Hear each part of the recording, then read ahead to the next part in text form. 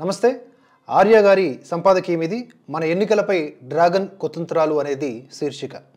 ఇటీవల ముగిసిన తైవాన్ అధ్యక్ష ఎన్నికల్లో చైనా మద్దతు గల స్మార్ట్ 1376 అనే గ్రూపు కృత్రిమ మేధతో తప్పుడు లేదా వక్రీకరించిన సమాచారాన్ని వ్యాపింపచేసింది. తద్వారా కొందరు అభ్యర్థుల్ని అప్రతిష్ట పాల్చేయడానికి, ఓటర్లను తికమక పెట్టడానికి ప్రయత్నించింది.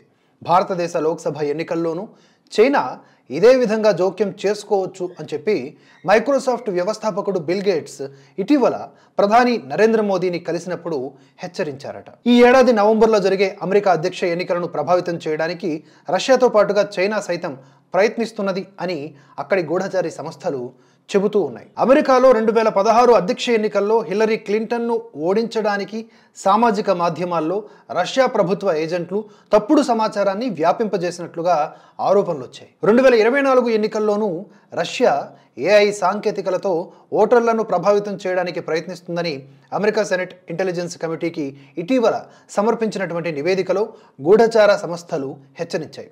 అగ్రరాజ్యంలో కొందరు రాజకీయ నాయకులపై గురిపెట్టడానికి చైనా ప్రభుత్వం టిక్టాక్ అమెరికా విభాగాన్ని ఉపయోగించవచ్చు అని అక్కడి నేర పరిశోధక శాఖ FBI డైరెక్టర్ క్రిస్టోఫర్ రే సెనెట్కు తెలిపారు. అందుకే టిక్టాక్ను ఏదైనా పాశ్చాత్య కంపెనీకి విక్రయించాలని అమెరికా ఒత్తిడి తెస్తోంది. రష్యా చైనాలకు ఇరాన్ సైదోడుగా నిలవచ్చు అని అమెరికా అనుమానిస్తోంది. ఏఐ సృష్టించినటువంటి న్యూస్ యాంకర్ల సాయంతో తప్పుడు సమాచార వ్యాప్తిలో ఇరాన్ ఆరితేరింది.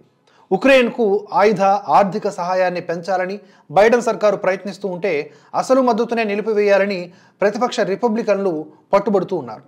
నవంబర్ నాటి అధ్యక్ష ఎన్నికల్లో బైడెన్ ఓడిపోతే అది రష్యాకు ఆనందదాయకం అవుతుంది. అందుకే ఏఐ సాధనాలతో అమెరికా అధ్యక్ష ఎన్నికల ఫలితాలను తారుమారు చేయడానికి క్రెమ్లిన్ ప్రయత్నిస్తున్నది అని గూఢచార వర్గాలు అనుమానం వ్యక్తం చేస్తున్నాయి. అమెరికాకు దాని నాటో మిత్రులకు మధ్య పొరపచ్చాలు తేవడానికి, ప్రపంచవ్యాప్తంగా అమెరికా ప్రతిష్టను దెబ్బతీయడానికి రష్యా ఏఐని వినియోగించవచ్చు. తైవాన్ విషయంలో అమెరికాతో విభేదాలు పెరిగిన నేపథ్యంలో చైనా హ్యాకర్లు ఇప్పటికే అమెరికాలో కుటిల పన్నాగాలు పన్నుతున్నారని మైక్రోసాఫ్ట్ థ్రెట్ ఇంటెలిజెన్స్ బృందం వెల్లడించింది.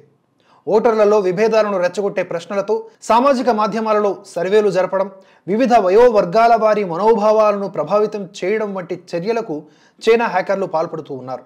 అమెరికాతో పాటుగా బ్రిటన్లోనూ రాజకీయ నాయకులు, పాత్రికేయులు, వ్యాపార సంస్థలపై చైనా హ్యాకర్లు బురద జల్లుతూ ఉన్నారు. ఏఐ సాయంతో ఉన్నది లేనట్లుగా, లేనిది ఉన్నట్లుగా భ్రమింపచేయడానికి సులువైపోతుంది.